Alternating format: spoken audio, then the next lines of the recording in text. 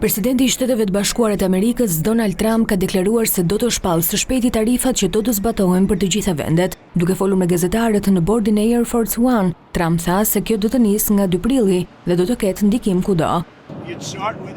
Do të ndikohen të gjitha vendet, pra le të shohim se çfarë do të ndodhë. Në thelb janë të gjitha vendet për të cilat kemi folur.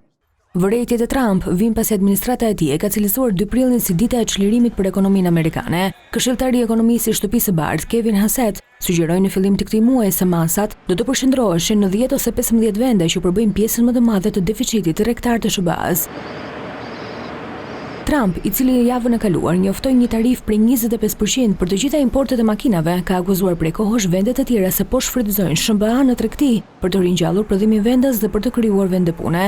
Tarifat e fundit të Trump për makina dhe automjete të tjera kanë tensionuar marrëdhëniet e Washingtonit me disa nga partnerët dhe aleatët e tij më të ngushtë, duke përfshirë Kanadan, Bashkimin Evropian dhe Japoninë, të cilat të gjitha kanë industri të mëdha automobilistike.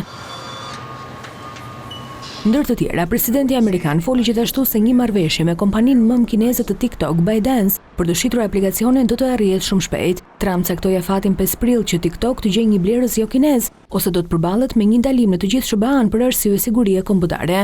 Ne kemi shumë blerës të mundshëm. Ka një interes të jashtëzakonshëm për TikTok, u tha Trump gazetarëve në Air Force One. E ardhmja e aplikacionit të përdorur nga gati gjysma e amerikanëve ka qenë e pasigurt që nga një ligj i vitit 2024 i miratuar me mbështetje dërmuese dypartjake që kërkonte që ByteDance të shiste TikTok deri në datën 19 janar.